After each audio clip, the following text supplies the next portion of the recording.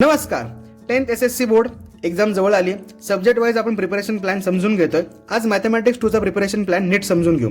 बघा, हातामध्ये आपल्या 2 महिन्यात प्रिपरेशन करायचं आहे. अराउंड 50 दिवसच आहेत. सिस्टमॅटिक प्रिपरेशन प्लॅन बघूया आणि चॅप्टर वाईज कसं प्रिपरेशन करायचं नीट समजून घेऊ. आता सुरुवातीला वेटेज बघा. थेरम आणि कन्सेप्ट बेस्ड जे चॅप्टर्स आहेत हे पहिले 3 आहेत. त्याच्यामध्ये पहिला चॅप्टर आणि तिसऱ्या चॅप्टरला वेटेज जास्त आहे. त्यानंतर फॉर्म्युला बेस 5वा चॅप्टर, 6वा चॅप्टर आणि 7वा चॅप्टर, ह्याच्यामध्ये 7व्या चॅप्टरला वेटेज जास्त आहे. नंतर डायग्राम बेस्ड चॅप्टर्स म्हणजे जॉमेट्रिक कन्स्ट्रक्शन, हे तुम्ही प्रॅक्टिस जेवढी करताल तेवढा हा बेस्ट होऊन जाईल.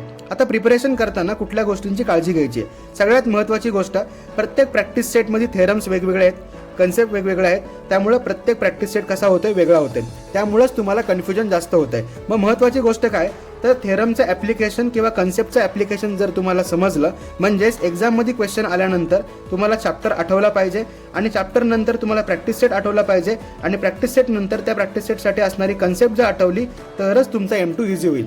मग त्यासाठी काय करताल, व्हरायटी ऑफ क्वेश्चन्स नीट सॉल्व्ह करा, फॉर्म्युलाची लिस्ट करा, थेरमची लिस्ट करा. नेक्स्ट रीलमध्ये तुम्हाला तेही देतो. अजिबात लोड घेऊ नका, फक्त प्रिपरेशन बेस्ट लेवलला करत राहा.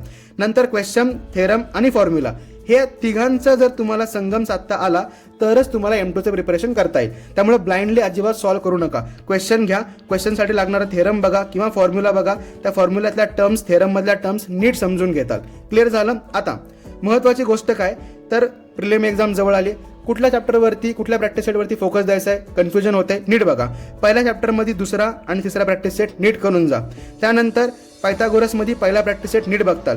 सर्कल तर तुम्हाला पूर्णच करायचं आहे, त्याबद्दल अजिबात डाऊट नाही आहे. तरीसुद्धा प्रॅक्टिस सेट 3.4 तुम्ही नंतर केला तरी चालेल. 3.1, 2, 3 आणि शेवटचा 5 व्यवस्थित करून घेताल.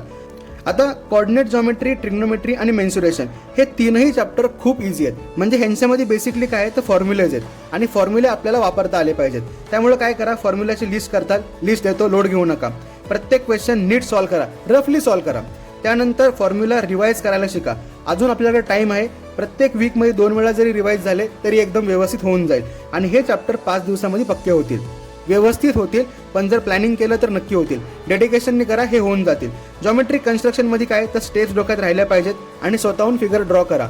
अजिबात स्टेप कॅल्क्युलेट करू नका किंवा रट्टा मारू नका, ड्रॉ करून बघा, होऊन जाईल. आता प्रिलिम एक्झामसाठी काय करताल, 30+ स्कोअर करण्यासाठी महत्त्वाची गोष्ट, डिसेंबरमध्ये हे 4 चॅप्टर बेस करा आणि नंतर जानेवारीमध्ये हे 2 चॅप्टर बेस करा. प्रिलिम एक्झाममध्ये एवढे चॅप्टर जरी तुम्ही व्यवस्थित केले तरी एवढा स्कोअर सहज येऊन जाईल. व्यवस्थित प्रिपेअर करा, अजिबात लोड घेऊ नका. काही डाऊट असेल तर कमेंट सेक्शनमध्ये नक्की विचारा. Bye bye.